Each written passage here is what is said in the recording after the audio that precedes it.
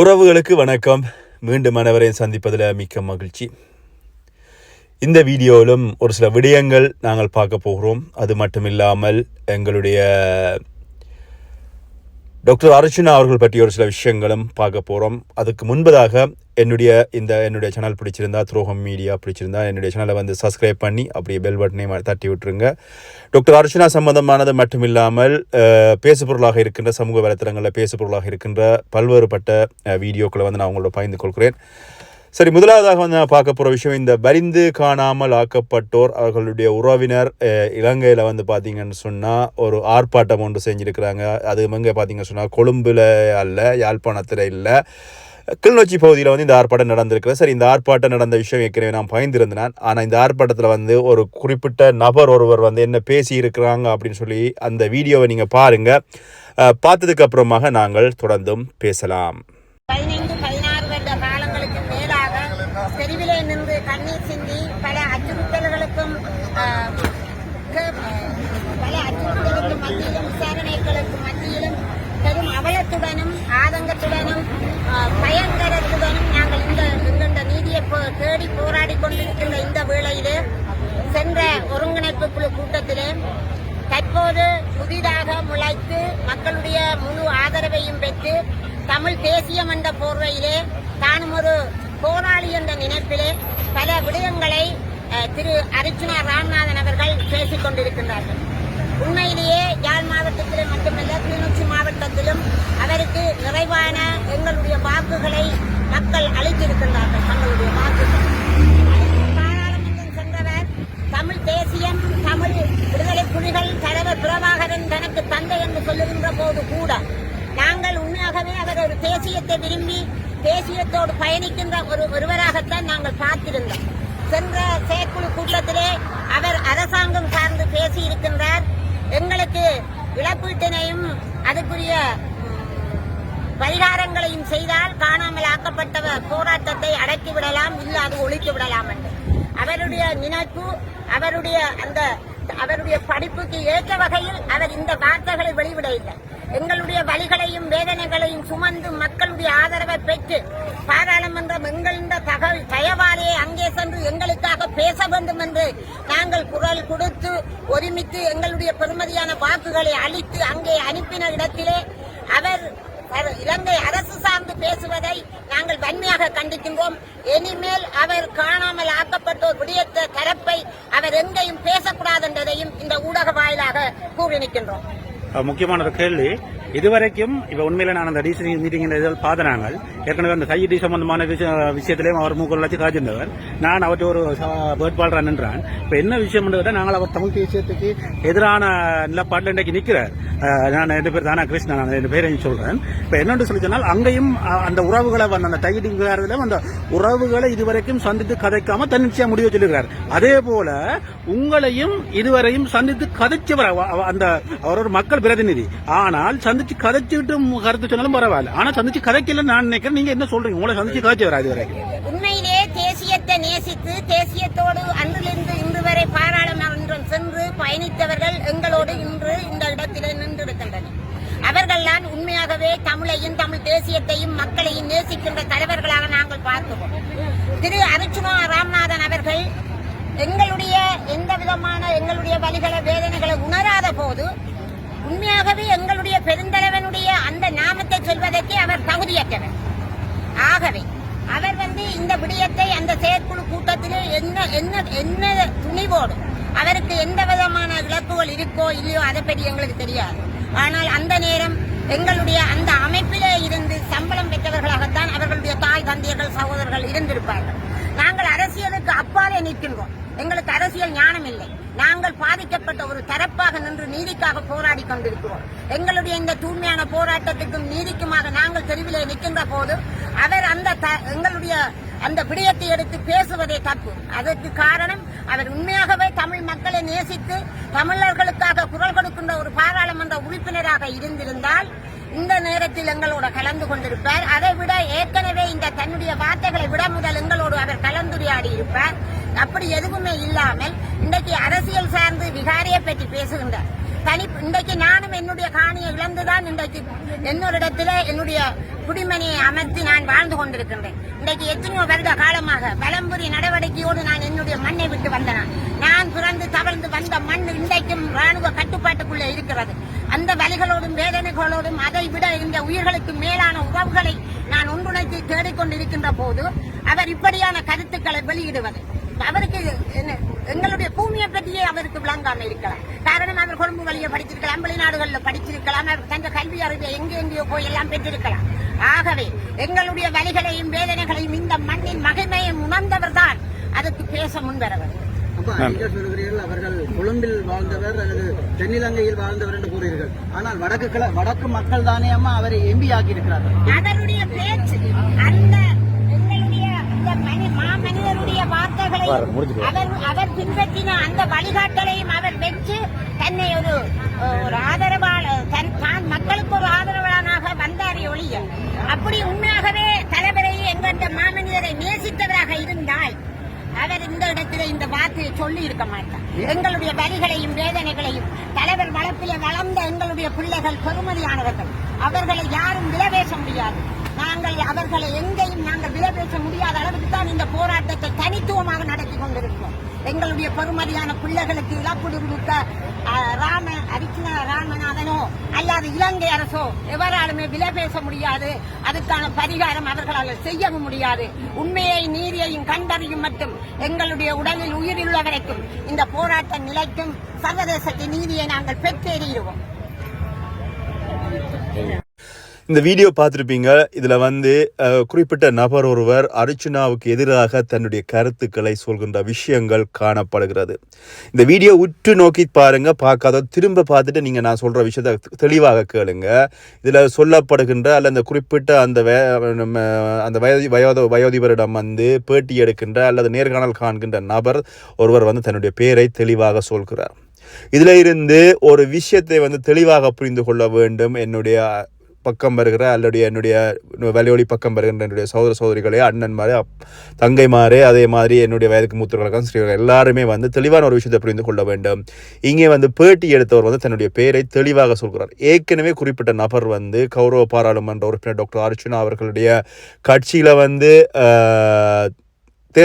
பாராளுமன்ற தேர்தலுக்காக கேட்டதுக்கு அப்புறமாக அவர் செஞ்ச திருகுதாளங்கள் சம்பந்தமாக கௌரவ டாக்டர் பாராளுமன்ற உறுப்பினர் டாக்டர் அர்ச்சுனா அவர்கள் தன்னுடைய வலியொலியில் பகிர்ந்திருக்கிறார். இந்த வேளையில் குறிப்பிட்ட நபர் அல்ல அந்த மேடம் அல்லது அந்த அம்மா சொல்கிறாங்க என்னென்னு சொன்னால், கௌரவ பாராளுமன்ற உறுப்பினர் அவர்கள் டிசிசி கூட்டத்தில் காய்ச்ச விஷயம் சம்பந்தமாக, தையட்டி விகாரை காய்ச்ச சம்பந்தமாக அல்லது இந்த வலிந்து காணாமல் ஆக்கப்பட்டவர்கள் சம்பந்தமாக டாக்டர் அர்ச்சுனா காய்ச்ச விஷயங்கள் அப்படின்னு ஒரு சில விடயங்களை சொல்கிறார். அல்லது மாதிரி பேட்டி எடுத்த ஒரு டக்குனை அதுக்குள்ளே பூந்து சொல்கிறார். நான் கேட்கிறேன், தேவையில்லாமல் கௌரவ பாராளுமன்ற உறுப்பினர் டாக்டர் அர்ச்சுனா அவர்கள் மூக்கின் உழைக்கிறார் அப்படின்னு சொல்லி ஒரு சில வார்த்தை பிரயோகங்களை விடுகிறார்கள். வார்த்தை பிரயோகங்கள் விடுவது பிரச்சனை கிடையாது. ஆனால் உங்களோட வார்த்தை பிரயோகங்களை ஒவ்வொருவருமே விடுகின்ற போது நாங்கள் என்னுடைய பக்கம் நான் சரியா இருந்து கொண்டு நான் வார்த்தை பிரயோகத்தை விடுகிறேனா அப்படின்ற ஒரு விஷயம் இருக்கிறது. அதே மாதிரி திரும்ப நான் சொல்லிக் கொண்டு வர விஷயம், டாக்டர் அர்ச்சுனா அவர்கள் குறுங்கால திட்டமாக எந்த விஷயத்தையும் பேசுவதில்லை. நீண்டகால திட்டமாகத்தான் அவர் பார்க்கிறார், பேசுகிறார். இது சம்பந்தமாகத்தான் அவர் தொடர்ச்சியாக தன்னுடைய கருத்தை சொல்லிக் கொண்டிருக்கார். அது மட்டும் இல்லாமல் அரசியல் சம்பந்தமாக இருந்தாலும் சரி, பாராளுமன்றத்தில் பேசுவதாக இருந்தாலும் சரி, மக்களுக்கான குரலாக ஒலிப்பதாக இருந்தாலும் சரி, சமூக வலையொலிகளில் வீடியோ அதாவது ஒலிகளாக விடுவதாக இருந்தாலும் சரி, எல்லாமே அவருடைய எதிர்கால திட்டங்கள், எதிர்காலத்தில் ஒரு பிரச்சனை வரக்கூடாது, ஒரு விஷயம் சுமூகமாக போகணும், இன்னொரு இன பிரச்சனை வரக்கூடாது, இன்னொரு மத பிரச்சனை வரக்கூடாது என்பதற்காக சுமூகமான முறையில் அதனை வழிநடத்துகிறார் அப்படின்றதான் குறிப்பிடத்தக்கது.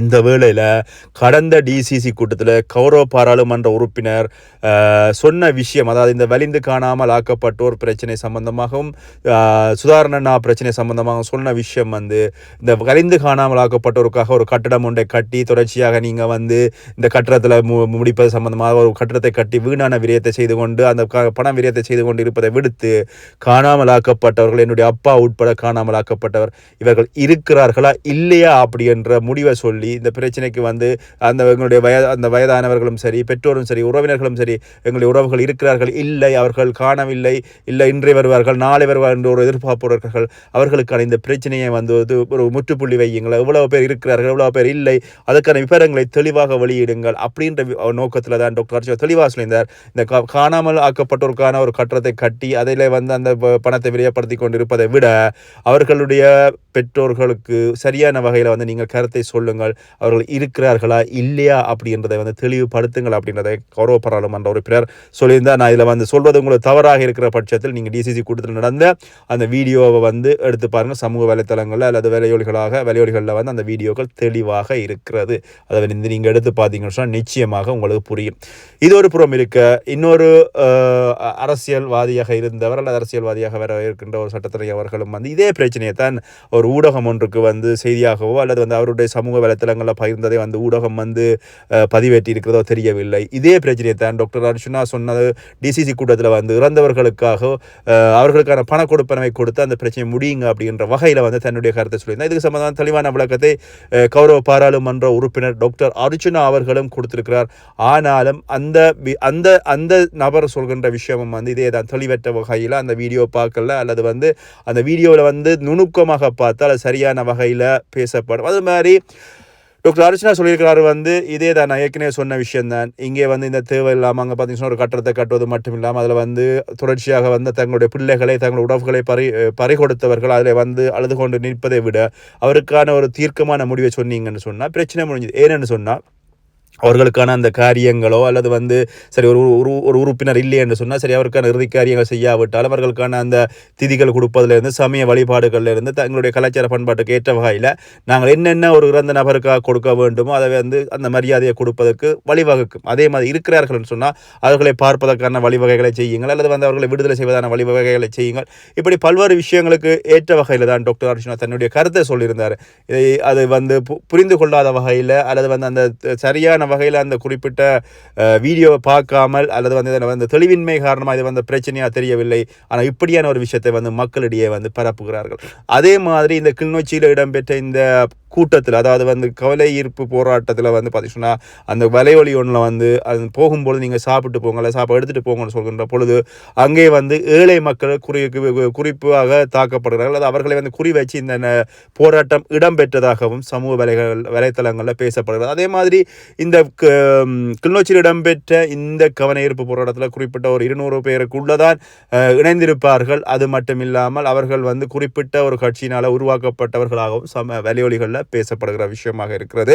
அதே மாதிரி யாழ்ப்பாணத்தில் வந்து பேரணி நடந்திருக்கு. இந்த பேரணியில் வந்து குறிப்பாக கிட்டத்தட்ட 2000 பேருக்கு மேலே இணைந்திருப்பதாக சொல்லப்படுகிறது. அதே மாதிரி கௌரவ பாராளுமன்ற உறுப்பினர் டாக்டர் அர்ச்சுனா வந்து இன்னொரு விஷயத்தையும் வந்து வெளியிட்டிருக்கிறாரு. அதாவது வந்து பார்த்தீங்கன்னா பல்கலைக்கழகத்தினுடைய மாணவர்களும் வந்து இந்த குறிப்பிட்ட கட்சியினால் ஒழுங்கமைக்கப்பட்ட இந்த கவனஈர்ப்பு போராட்டம் போல அவர்களுடைய வழிநடத்தல தான் பல்கலைக்கழகத்திலும் வந்து பார்த்தீங்கன்னா இந்த ஆர்ப்பாட்டம் இடம்பெற்றிருக்கலாமா அப்படின்னு சொல்லி ஒரு வகையில் வந்து அவருடைய கருத்தையும் வந்து பகிர்ந்திருக்கிறார். இது வந்து உண்மையில் ஒரு கவலைக்குரிய ஒரு விஷயமாக இருக்கிறது. என்ன சொன்னால் மக்களை வந்து வேறொரு திசையில் வழி நடத்துகிறார்களா அல்லது மீண்டும் ஒரு இனக்கலவரத்தை அல்லது வந்து ஒரு மதக்கலவரத்தை உண்டு பண்ணுவதற்கு இவ்வாறான விஷயங்களை ஈடுபடுகிறார்களா அப்படின்ற விஷயம் ஒன்று கவலைக்குரிய ஒரு விஷயமாக இருக்கிறது.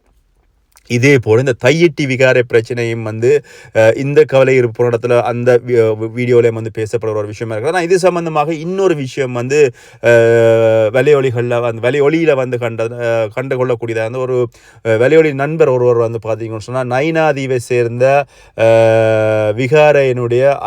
விகாரையினுடைய பீடாதிபதி அவரிடம் வந்து பார்த்தீங்கன்னு சொன்னால் நேர்காணல் ஒன்று காணுகின்ற பொழுது அவர் வந்து சொல்கிறார் வந்து இந்த விகாரை வந்து குறிப்பிட்ட தனிநபரனுடைய காணியாக இருக்கின்ற பொழுது அதை வந்து கட்டியது பிழை அப்படி என்று சொல்லியும் அது தன்னுடைய காணியாக இருந்தாலும் தானும் வந்து அதுக்கு சம்மதிக்க மாட்டேன், ஒரு தனியாரில் காணியில் வந்து கட்டப்பட்ட பொழுது இது வந்து ஒரு தவறான வழியில் கட்டப்பட்ட ஒரு விகாரை அப்படின்னு சொல்லியும் இதனை வந்து இப்போ இடிப்பது அப்படின்றது வந்து அதுக்கு சரியான வகையில் அவர் கருத்து சொல்கிறார் இல்லை. என்ன காரணம் சொன்னால் அது ஒரு மத வழிபாட்டு ஸ்தலமாக இருப்பதனால. ஆனால் அவர் சொல்கிறார் வந்து அதுக்கான சரியான வகையில் சட்டம் வந்து இல்லை இதனை இடிக்கத்தான் வேணும் அப்படின்னு சொல்கின்ற பட்சத்தில் அதில் இடிக்கத்தான் வேணும் என்று சொல்லி குறிப்பிட்ட அந்த விகாரை விகாரையினுடைய பீடாதிபதி சொல்கிறார். அது மட்டும் இல்லாமல் அவர் சொன்ன விஷயம் வந்து பார்த்தீங்கன்னு சொன்னால் இது வந்து ஒவ்வொரு அரசாங்கங்களும் மாறி மாறி மாறி வருகின்ற பொழுது ஒவ்வொரு அரசாங்கங்கள் எடுக்கின்ற முடிவுகளாக இருக்கின்றது. அது மட்டும் இல்லாமல் இந்த விகாரை கட்டுகின்ற பொழுது அந்த அரசாங்கம் எடுத்த முடிவில் வந்து இங்கே இருக்கின்ற அரசியல்வாதிகளுக்கும் இது தொடர்புகள் இருக்கும். எல்லாருமே வந்து அரசியல்வாதிகள் எவரையுமே தயவு செய்து நம்பாதீங்க. எங்களுடைய அம்மா அப்பாவாக இருந்தாலும் அவர்கள் அரசியல்வாதிகளாக இருந்தால் அவர்களை நம்பாதீர்கள். ஏனென்று சொன்னால் எல்லாருமே சேர்ந்து கூட்டணியாகத்தான் இவ்வாறான விஷயங்களில் வந்து ஈடுபடுறார்கள். இது எல்லாமே வந்து பார்த்தீங்கன்னு சொன்னால் உண்மையில் வந்து அவர்களுடைய அரசியல் வாழ்க்கைக்காக எங்கள் மக்களாகிய இருக்கின்ற ஏழை மக்களாக இருக்கிற எல்லாரையுமே வந்து தங்களுடைய அரசியல் வாழ்க்கைக்காக பயன்படுத்துறான்னு சொல்லி அந்த குறிப்பிட்ட பீடாதிபதி தன்னுடைய கருத்தை வந்து சொல்லியிருக்காரு. உண்மையில கவலைக்குரிய ஒரு விஷயமா இருக்கிறது. அது மட்டும் இல்லாமல் அவர் நிறைய விடயங்களை வந்து பாய்ந்திருக்காரு. இது வந்து பார்த்தீங்கன்னா தமிழ் மக்களும் எங்களுடைய சிங்கள மக்களும் எல்லாருமே வந்து இந்த மொழியால் தான் வேறுபட்ட இருக்கிறமே ஒழிய இந்த புத்தர் அப்படின்றவர் வந்து பார்த்தீங்கன்னா எங்களுடைய இந்து வழி முறையிலிருந்தான் வந்தது அப்படின்ற விஷயத்தையும் வந்து குறிப்பிட்ட பீடாதிபதி தெளிவுபடுத்தியிருக்கார். குறிப்பிட்ட வழியோடி பேட்டியில் நிச்சயமாக அது வந்து ஒரு விஷயமா இருந்தாலும் ஆனால் அவர் சொன்ன விஷயமும் இதுதான். அது வந்து இது நீ இடிக்க போகின்ற பொழுது பல்வேறுபட்ட பிரச்சனைகள் வரும். இதற்கான மாற்றீடுகளை வந்து அரசாங்கம் கொடுக்க வேண்டும். அவர்கள் தனியார்களுக்கான காணிகளை விடுவிக்க வேண்டும். அது மட்டும் இல்லாமல் தன்னை வந்து இந்த விகாரை சம்பந்தமான பிரச்சனைகளுக்கு நேற்றைக்கா முந்தினம் தான் கூப்பிட்டிருந்தார்கள் ஒழிய இதுக்குள்ளே இருக்கிற உட்பிரச்சனைகள் தனக்கு தெரியாது அப்படின்னு சொல்லியிருந்தாங்க. ஆனால் இது சம்பந்தமாக எங்களுடைய யாழ்ப்பாணத்தினுடைய திரு ஆளுநர் வேதநாயகம் அவர்கள் அவரையும் கூப்பிட்டு கதைத்ததான ஒரு விஷயத்தை வந்து அவர்களுடைய ஊடகம் அந்த செய்திகளாக வெளியிட்டிருந்தது. இது எப்படியா இருந்தாலும் குறிப்பிட்ட அந்த பீடாதிபதியும் சொல்கின்ற விஷயமும் அர்ச்சனா சொல்கின்ற விஷயம் எல்லாமே ஒன்றாகத்தான் இருக்கிறது. குறிப்பிட்ட மக்களுடைய காணியில் வந்து விகாரை கட்டப்பட்டது பிழை. ஆனால் அதனை வந்து சரியான வகையில் அவர்களுக்கான மாற்றீடை கொடுக்க வேணும் அப்படின்னு சொல்லியிருந்தார். அதே மாதிரி டாக்டர் அர்ச்சனா இன்னொரு விஷயத்தை வந்து குறிப்பிட்டிருந்தார். என்னன்னு சொன்னால் இந்த விகாரை இப்போ இடிப்பது தான் அந்த எங்களுடைய திரு கயேந்திரகுமார் அவர்களுடைய விருப்பமாக இருந்தால் இடிப்பதில் எந்த பிரச்சனையும் இல்லை. நான் உட்பட உங்களுடைய கட்சிகளில் இருக்கின்ற ஒரு சில நபர்களுடைய பெயர்களை சொல்லி எல்லாருமாக வாங்கோ போயிட்டு ஒவ்வொரு மதில இடித்து ஒவ்வொரு பிரச்சனைகளை வந்து முடிச்சுட்டு வருவோம். உங்களால் தயார்னு சொன்னால் நானும் தயார் அப்படின்னு சொல்லி அறகூவல் விடுகின்ற ஒரு விஷயம் இருக்கிறது. ஏனென்று சொன்னால் இது சாத்தியக்கூறான விஷயங்களில். அது மட்டும் இல்லை இன்னும் ஒரு விஷயத்தை வந்து பேசுகின்றார். அதாவது குறிப்பிட்ட அந்த கட்சியினர் இன்று வந்து அதனை இடிக்க வேண்டும் என்று சொல்கின்ற கட்சியில் வந்து மிகப்பெரிய ஒரு சட்டத்திறனியாக இருக்கின்றவர் அவர்களுடைய கட்சியில் இருக்கிறார். அவரை கொண்டு அதற்கான வழக்கு தாக்கல்களை உடனே செய்து நீதிமன்றத்தால் வந்து அதுக்கான முடிவை உடனடியாக எடுத்துக்கலாம். தான் உங்களோட வந்து நல்ல ஒரு சக்தி அல்லது பலம் வாய்ந்த ஒரு சட்டத்திறனி இருக்கிறார். அவரை கொண்டு நீங்கள் இதுக்கான முடிவுகளை எடுத்திருக்கலாம் அப்படின்ற விஷயத்தையும் வந்து கௌரவ பாராளுமன்ற உறுப்பினர் டாக்டர் அர்ச்சனா அவர்கள் தெளிவுபடுத்திருக்கிறார். ஆனால் உண்மையில வந்து கௌரவ பாராளுமன்ற உறுப்பினர் சொன்னதை தான் பல இடங்களில் பலரும் வந்து தங்களுடைய கருத்துக்களாக சொல்கிறார். ஏன்னு சொன்னால் இதனை வந்து தீர்க்க வேண்டும் அப்படின்னு சொன்னால் அதுக்கான மாற்றிடத்தை கொடுக்கலாமே ஒழிய திருப்பவுமே வந்து அந்த பீடாதி சுப்பாதியும் அதைத்தான் சொல்கிறாரு. கௌரவ பாராளுமன்ற உறுப்பினர் அதைத்தான் சொல்கிறார். திரு வேதநாயகம் அதைத்தான் சொல்கிறார். அதே மாதிரி பல்வேறுபட்ட இந்த தமிழ் மக்களுக்குள்ள வந்து சிங்கள இனத்தினர்களுக்கு இடையில பல்வேறுபட்ட பிரச்சனைகள் வரக்கூடாது அப்படின்னு தூர நோக்கத்தில் பார்ப்பவர்களும் இதே கருத்தை தான் சொல்வார்கள். அவர்களுக்கான மாற்றீடை கொடுக்க வேண்டும்னு சொல்லி. ஆனால் இன்னொரு விஷயம் வந்து வெளியே வருகிறது. அதாவது வந்து அந்த காணிக்குள்ள வந்து 4 பேர் தான் பிரச்சனை கொடுக்குறார்கள். மற்ற 13 பேர் வந்து பார்த்தீங்கன்னு சொன்னால் தங்களுக்கு வந்து மாற்றுக்காணி தந்தாலும் பிரச்சனை இல்லை அல்லது அதுக்கான பெறுமதியை தந்தாலும் பிரச்சனை இல்லை அப்படின்ற ஒரு விஷயம் வந்து பேசப்படுகின்ற ஒரு விஷயமா இருக்கிறது. அப்படின்ற விஷயத்தை இந்த கூடிக்கொண்டு மீண்டும் இன்னொரு வீடியோ சந்திக்கின்றேன். விடைபெற்றுக் கொள்ளும் நான் என்றும் உங்களில் ஒருவன். நன்றி, வணக்கம்.